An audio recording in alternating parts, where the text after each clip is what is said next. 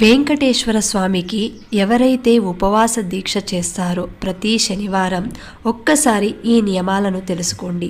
ఎందుకంటే వెంకటేశ్వర స్వామి ఏది కోరినా సరే వరాలిచ్చే వడ్డీ కాసులవాడు. కాబట్టి వ్రతం చేసేవారు శనివారం రోజున తినే ఆహారంలో ఎట్టి పరిస్థితుల్లోనూ నూనె వాడకూడదు. పూర్తిగా నెయ్యితో తయారు చేసిన ఆహార పదార్థాలను మాత్రమే భుజించాలి.